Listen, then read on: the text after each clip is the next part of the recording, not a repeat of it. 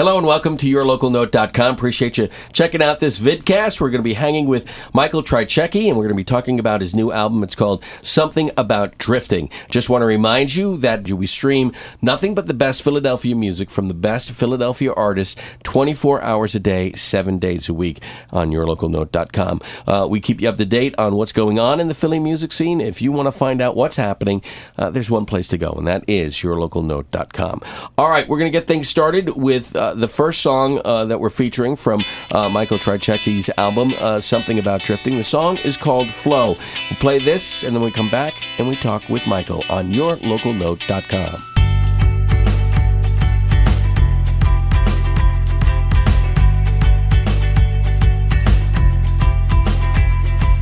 The other night, still in my head, and there's so much more I could have said.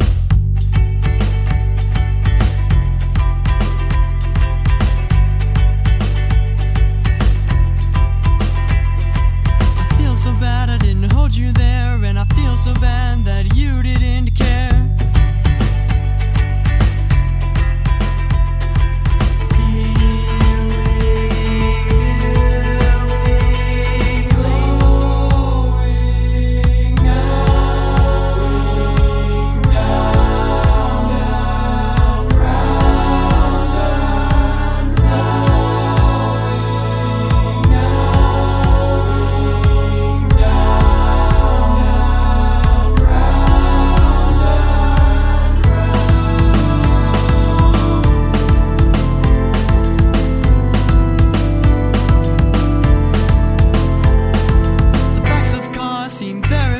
But it reminds me of what we are.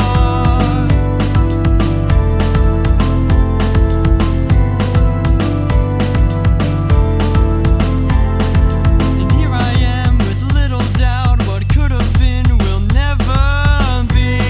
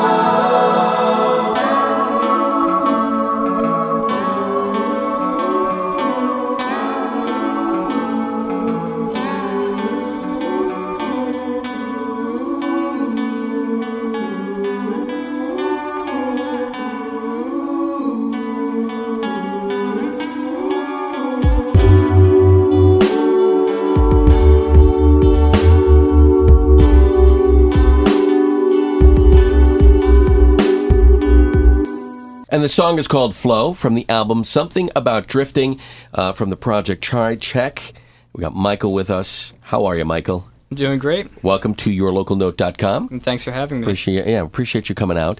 Let's real quickly talk about the song first, and then we'll get into your background. Sure. But the song Flow, what is that about? Flow is a song about rejection, I guess you could say. Okay. It's about not being able to fully express yourself and kind of feeling hopeless in that state of rejection and hopelessness. All right. Yeah. That's pretty deep for a person who is, I guess, as young as you. I mean, I would say almost cynical. Wouldn't you say? I guess you could take it that way. Okay. Can Yeah. you, or am I misreading it?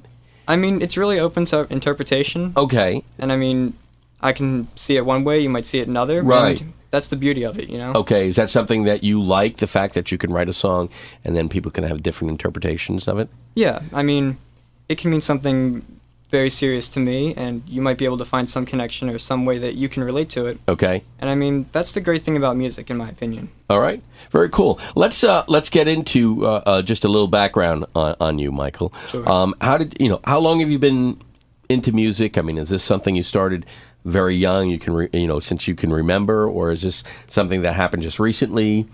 I mean, music's always been a part of my life in some way. I mean, my parents always talk about me singing the music from Toy Story when I was 3 years old. Okay. So, I mean, music's always been something I've been doing. I didn't get really into songwriting until I was probably 14 years old. Okay. And then it's just been something I've been working on since then. Do you consider yourself a songwriter first and a musician second? How does that work in your mind? Or is it equal? It's kind of equal. I find the songwriting is part of being a musician for me. Okay.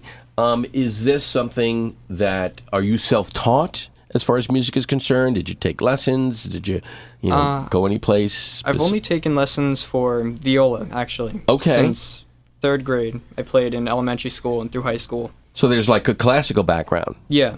I'm kind of all over the place when it comes to music. Okay. And I'm in school now for music at Westchester. Okay. So I'm studying very formally now, too. Are you studying something specific like jazz or classical, or is it all over?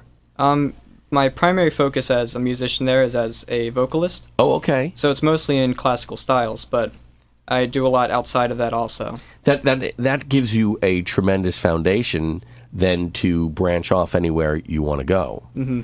What is then, I guess, my question right now to you right at this point in time, what's your favorite style of music? See, that's where it's tough for me. Okay. Because recently I found myself just surrounding myself with as much music as possible. I put my iPod on shuffle, and I'll go from a Philip Glass opera to a South African choir to Death Cab for Cutie. Okay. So it's kind of crazy, but I find something that I can enjoy out of all of it. I don't think it's as crazy as people would think when you first initially talk about that, because I think people now, because there is a lot of variety of music, but it depends on your mood. Yeah. And that is one thing as a form. That's good, isn't it? Yeah. All right, sorry about that. Just a little Italian. Okay, forgot about that. I'm half Italian, so the hands go. But getting back to the styles of music, people's moods change. Sure. And this is one thing as a program director, a former program director of a radio station, you could never control, because a person coming home from work, they may like a certain song, but they're not in the mood to hear it. Yeah. So if they're playing it, they're going to click away. So how do you program for that? But so my point is that to have a wide range of musical taste, I think is becoming the norm because of, one, the access to it, and two, people's tastes I think are becoming more sophisticated, where they'll listen to rap, they'll listen to country, they'll listen to classical music, they'll listen to jazz. They can hear it, they know, and they respect. To a certain extent, they respect the artist's, I guess, ability and talent. But at the same time, what's we're running into in the musical world is they're not paying for it by buying CDs and things like that, and that's something we'll get into later. But let's get back to you. So you've got a wide variety. So when you put this album together, what style were you looking for? Well, what was very different about this whole album is that I wasn't going for a very specific style. Uh-huh. When this is the first song I wrote, Flow, from this album. Okay. So this was like a really big breaking point for me. Before then, I was always trying to write classic rock style music for my garage band that I had in middle school. Okay. So like the kind of stuff that I was writing was just power chords, chugging on that open E strings and that kind of thing. Right. So with this, I kind of got rid of the limitations and just let myself branch out. And I found myself pulling from a lot of these different influences that I'm surrounded by. And I think something about drifting is the sum of all of those parts. Okay, because you were going in different directions. Yeah. What came first, the music or the lyrics? Music always comes first for me. It always comes first. Yeah. So you put that together. Then when you are writing, when you're putting the song together, do you have your music on one side just for this description, Sure, lyrics on another, and then you're like, okay, let me try to match up? Or do you have a song and all of a sudden lyrics start popping into your head? How does that process work? Usually the music will inspire the lyrics. Okay. Yeah, I find the music that I write might have a certain mood, and somehow I can feel that mood and I want to convey some sort of feeling through it. So I'll find some way to put it into words. And I find a lot with the music that I write is that the music speaks a lot to me as it is without words. Okay. But I still need to keep going just to make it more relatable, I guess, in a sense, to the listener. Well, yeah, I mean, instrumentals are okay, but Yeah. people like to sing along to songs. Yeah. And there's nothing like a hook that you can't get out of your head. Mm-hmm. So, I think that makes the song stand out even more. I mean, you do have some great instrumental music, but at the same time, nothing beats a great hook going with the music. I agree. So I understand. Okay, very cool. When you write your lyrics, are you telling a story, or is everything something you've experienced? I'm not much of a storyteller in my lyrics. Okay. I usually find the story after I'm finished writing the song. Okay. So I may feel a very specific way. For instance, Flow is about a very specific event to me, and I think the songwriting process for Flow was more of a reflection on how I was feeling in general. Okay. When I go back, I see it, and I feel like I really clearly laid out exactly how I was feeling in that moment. Do you ever write a song and then come back and say, you know what, I just don't like the way I was feeling at that moment. Let me just retool this. Does that ever happen? That's funny you should mention that. Okay. There are songs where I felt very strongly about a specific point at my life at that moment, and I don't really share the same feelings I do with myself a couple months ago when I wrote the song. Okay. But I can still find something enjoyable out of the music itself and then relate it to something else, or just get that overall mood that I'm going for. Okay, very good. All right, let's go on to song number 2, and then we'll come back, we'll talk about that, and we'll continue talking about your music writing and also the fact that you did self-produce this album. I want to talk about that too. So let's go to the next song. It's called Colder Than Your Shoulder, from Something About Drifting on yourlocalnote.com. Last night I had a dream that I told you everything. I couldn't speak, I only felt your eyes looking through mine. I could have said it all again, but it wouldn't change a thing. In lieu of speaking, I just stared, hoping you'll read my mind. I twiddle thumbs, you twirl your hair, just to pass the time. I should have said it all again. If a cage bird can still sing, you drift away from me to a broken rhythm in cut time.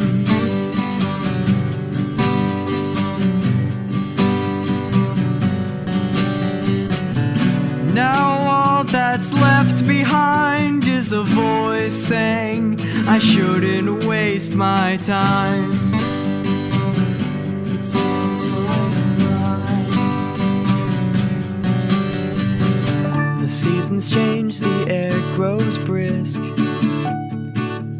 It's colder than your shoulder. Now say goodbye to summer's bliss again, and any chance to hold her. I see your storm keeps rolling in, and it's clouding up my mind. I guess I'll slip back to my head. It's safer from up there, but when I fall asleep and close my eyes, I'll see you again. And if I dream it all again, maybe someone like you will come round.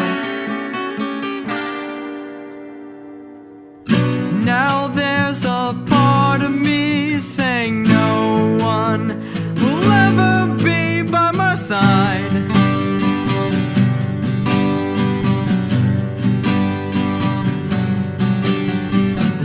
Set a course for far away, then I will sail right on by.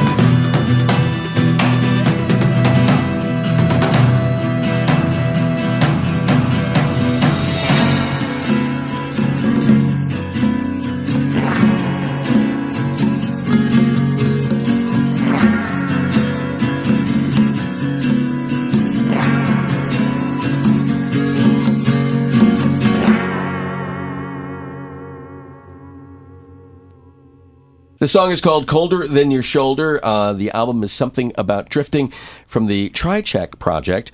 We got Michael with us. Michael, Colder Than Your Shoulder. Let's see. A little self-explanatory on that, isn't that? Yeah, I would say so. Okay, you're dealing with, I guess, being, for lack of a better word, more rejection? Yeah. Is there a running theme here? No, I'm Yeah. kidding. I'm just giving you a hard time. There is actually a bit of a theme there. I mean, the album is called Something About Drifting. So, I mean, the whole album itself are songs about different connections and lack of connections I've had with people. Okay. So there's a lot of that going on throughout the whole thing. All right. Very good. Then there's a video with this song. There is. Did the video follow closely? Because I have not seen it yet, and I should have checked it out before I came here, but I'm sorry. Got to be truthful.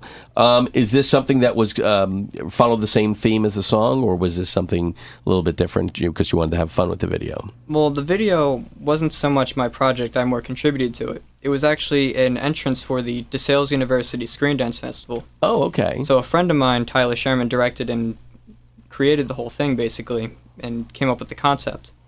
Now, the Screen Dance Festival is mainly based on dance videos, music. Okay. So there were a lot of different criteria we had to fill with this whole project. Oh, okay. So there's choreography, and there's dancing, and there's a whole... It was a big production of film and music and dance, which is really interesting. Now, did you... so were you just a performer in this, and they used your song, or did you partake in the making of the video, too? I was just an actor and a musician here. Okay. So it was very interesting to see Tyler's interpretation of it. Mm-hmm. And I didn't have much information going into it. All I knew is that we had only 48 hours to put the entire project together. Wow. And there were a lot of different criteria we had to fill. Mm-hmm. So I just went with it. And as we were filming, it kind of came together and made sense to me. And it was really interesting to see his interpretation, and one that actually really captured the song, in my opinion. Okay, great. The thing I wanted, and this segues perfectly into the fact that you self-produce this album. Mm-hmm. So with the video, you were completely, you were just one of the characters in it, or one of the cogs.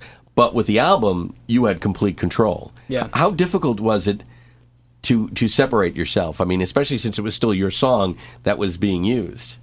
It wasn't too difficult, actually.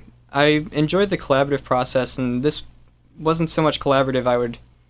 I really contributed music, but it was just interesting to see it take shape. Okay, very good. All right, then let's get to the producing the album yourself. So you have a studio at home? Is that the way it works? I have a basement and some microphones. Okay, but not really a studio in the sense you might think. Was this trial by error?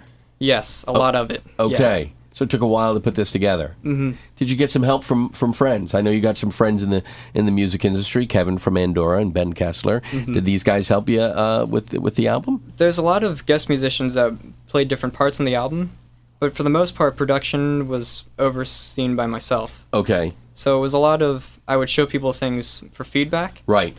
But I was in control for most of it. Right. But you still sometimes need a different ear just to move forward. Sometimes you're just not sure, and you're like, okay, let me just check with someone else. Definitely. Anyone in particular that is sort of a go-to person? Not necessarily. A good amount of my friends who aren't musicians are the people that I would show it to the most, and I think it's interesting to see their interpretation. I'm sorry, they're not musicians in the sense that they're songwriters and producers. Okay. Or just they Players. perform or they play and they listen. So I think it's interesting to hear them respond as a listener, right, and not so much as a critical producer in that sense. Were there times where, did you ever get feedback where you're like, where are they coming from? There are some songs. There were some songs that didn't make the cut that some people liked, and I couldn't feel a connection to, or it just didn't seem right for me. Okay. And other people liked, but I couldn't pursue it, How many songs are on the album? There are 8. There are 8 songs. Yeah. How many songs did you choose from? It wasn't so much as me choosing from at the end, like I finished them and then chose the best. Right. It was more, I started projects and then wanted to keep going with it and build on it. Oh, okay. So the ones that didn't make the cut were never fully finished. Oh, okay. Yeah. So you'd start the project, and then if you weren't getting the response you were hoping for, you just stopped it. Yeah. Would you go back to them and maybe try to redo them if you feel there's still potential? I've had a couple ideas that I've been sitting on for a while, and it's hard getting back into them, because there was a reason in the first place I never used it. Okay. So when the time's right, maybe they'll come back. Okay, got it. For your next album, would you consider doing it yourself again, or would you look to maybe have have someone else produce it for you? I definitely enjoyed producing. It was a good experience for me. Mm-hmm. But I think if I were to do it again, I would have maybe more of a consultant, someone I could go back and forth with and get new ideas. So get like an engineer. Maybe, yeah, something like that. Okay, where you're still calling the shots, but you can throw things at that person, and they've got the experience of producing other albums. Yeah. To give you some ideas. Mm-hmm. Okay, very good. Well, I mean, here's the thing. I mean, the one thing, and one of the things we try to do here, we really like to see our young artists like yourself. The guys from Endora, Ben Kessler, these guys that we've interviewed, and some other bands that are young, and most of the bands that we deal with. We want to see the development. We want to see you guys grow, and that's something that we don't see an opportunity for bands and artists and musicians in the music world today. So we're sort of going back in time in a way, because that's the way it used to be. When I was a kid, when I was young, a long time ago. The bands would have 2 or 3 albums out before they would hit the radio. Now you get one shot. You got one album. If it doesn't produce, you're done. Mm-hmm. So we're looking to go back a little bit and say, you know what? These guys are constantly growing. They're constantly getting better. They're maturing. They're getting more experience. So we want to give people the opportunity to do that. So that's one thing that we look for, and that's one of the things. After hearing your music, I'm like, okay, let's get Michael in here because I like what he's doing. But we know that there's room for growth, and obviously your attitude is like, I'm just starting and I'm just learning. Of course. So that's pretty cool. All right, so let's move on to. There was one other thing we wanted to talk about, and I forgot it because I'm an old man. We talked about the album. We talked about the song. We talked about you producing it. We talked about the video. No, let's do this. Let's go to song number 3, and then we come back, and we've got some other things we want to promote. We want to promote where your album is, and then you've got some friends you want to promote, too. Yep. So we'll do that. So let's talk about the song Hours after we play it. It's from the album Something About Drifting, and it's from the Trycheck Project on yourlocalnote.com.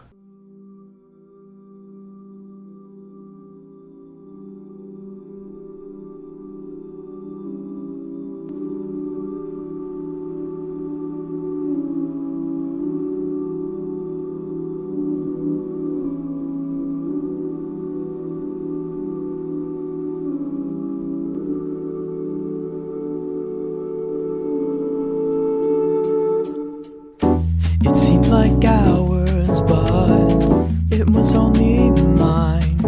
I gave you love and you took my time. There were holes when I found you, and there were holes when I left. They're mine, all mine.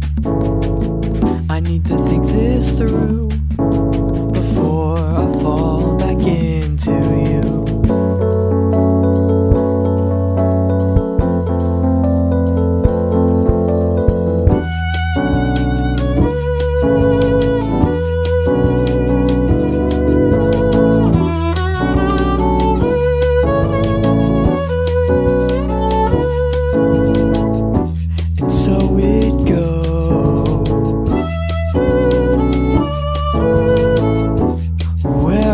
People I used to know,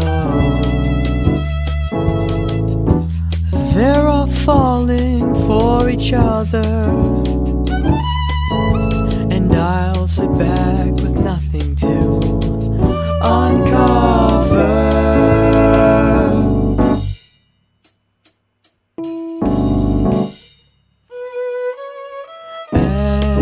Everything sounds the same. Lost, but nothing gained. I don't need to see. I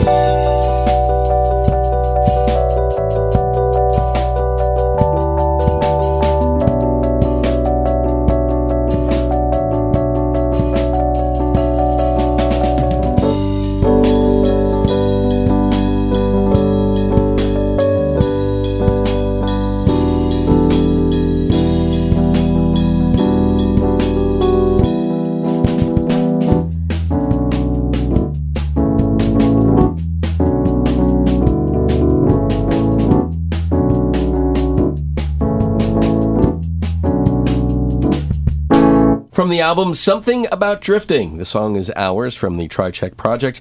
Hanging with Michael. So let's talk about this song, Michael. Hours. What is this about? Hours is about waiting, to me. Okay. It's okay. It's waiting for something to happen that may not necessarily happen, but you're still hopeful about it. Okay, anticipation. Yeah, Okay. there you go. That's Put the that word. in parentheses now. And I want credit. No, I'm kidding. I'm kidding. So there we go. All right. Before I knock the camera over again. You're now in the process of you're promoting this album. When did this album come out? September 23rd. Okay. A lot of times when we talk to artists, they work so hard putting an album together, but at the same time, they're ready to go with another album. Is this something that you've been thinking about now that this is over and you've been promoting it for a little while? Are you looking now at your next project? I've been getting back into songwriting. After finishing the album off, it took a while for me to really get new ideas going and be motivated to do so because I'd spent so much time producing that by the time everything was finished being recorded and written, I was just spending all my time mixing, producing, and arranging everything together. So it was tough to really get back into writing mode because while I was producing, I wasn't writing. Right. Okay. Will you try to go in a different direction than this last album because you do have the versatility behind you? I mean, is this something where you'll be like, well, you know what, I want to try something completely different, or will you try to stick to a same style to get yourself established? I think for the Trycheck project, I want to kind of move in the same direction I have been going. Some of the things I've written in the past couple months were mainly based on piano and were a little melodramatic that Okay. I realized in hindsight.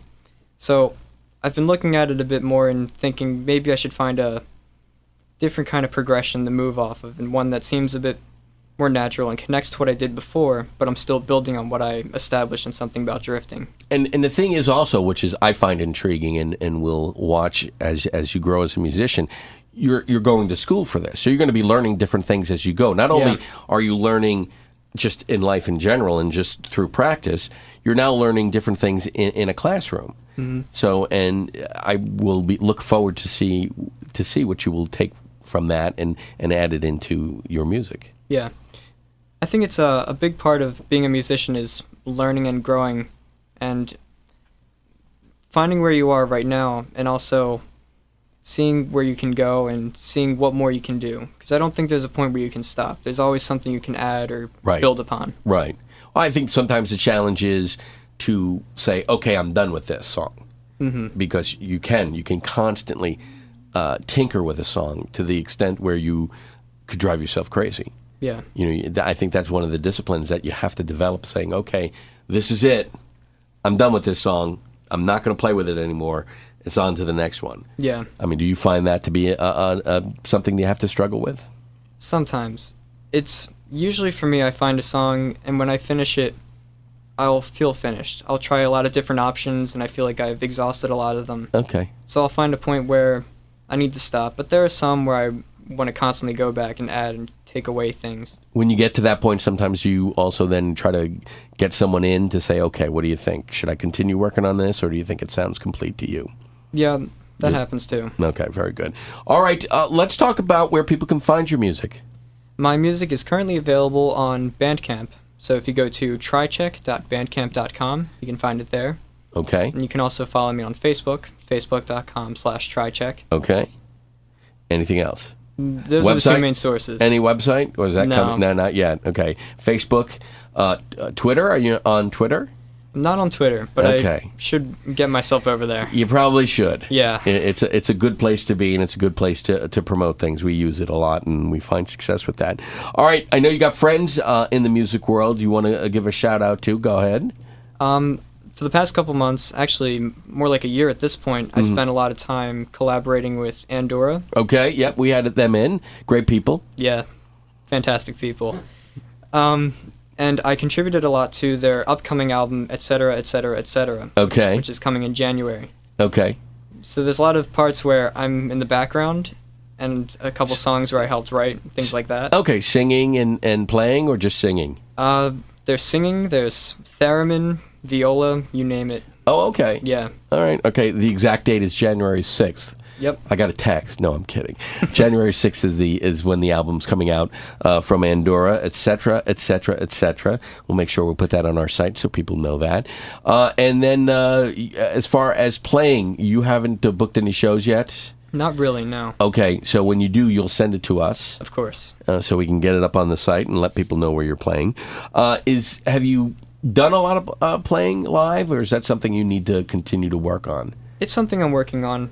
As a live musician, I've always relied on other people to help me in being in a band setting. Okay. And through this whole process, I've been learning a certain amount of independence. Okay. So one thing I've been working on is building up my piano ability and guitar ability so I could hold myself up by myself live. Okay. So you wouldn't consider trying to put a band together to back you up with this, or is that something... I would consider it. You would do both? I could do both. Okay. Very cool.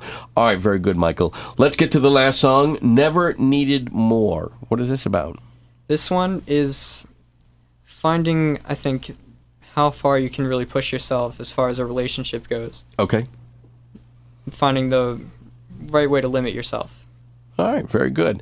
All right, Michael, thank you so much for coming out and hanging out with us. Thank you for having me. Appreciate that. And just want to remind everyone, we'll have another vidcast up next week. And, of course, as always, make sure you check out our streaming 24/7. We've got a free app. All you have to do is go to the respective stores, type in YLN, and download it for free. And you can take yourlocalnote.com with you anywhere you want to go. And remember, when it's about Philadelphia and the music scene here, you got to go to yourlocalnote.com. Wrapping things up with Never Needed More from Michael Trycheck, the Trycheck Project, and the album Something About Drifting. This is yourlocalnote.com.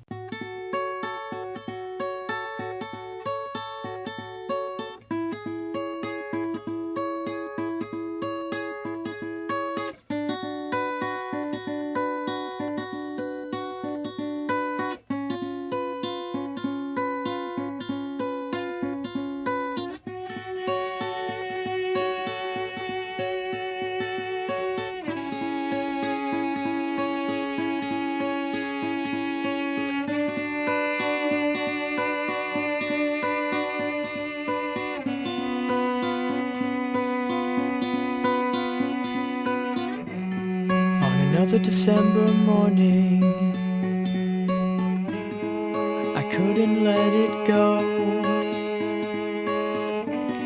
Yesterday is but a memory. Can we cover it with snow? I don't know what I expected. The thought of you felt so warm as we were growing closer, though I never needed more. There's no one here to blame for this, nobody's fault but mine. I wanna make it right now, don't leave me far behind.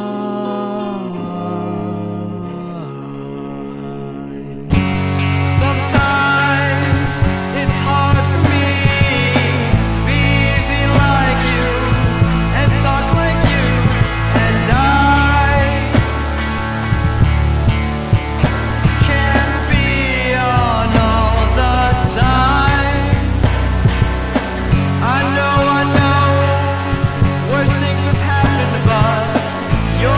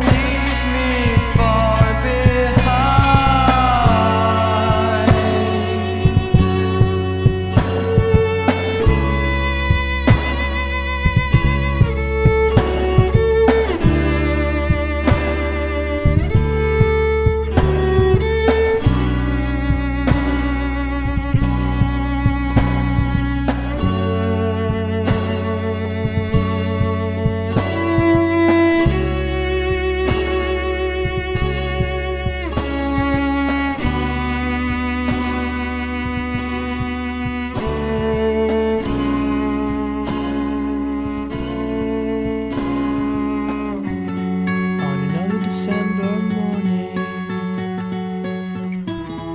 I couldn't let it go. Yesterday is but a memory. Can we bury it with snow?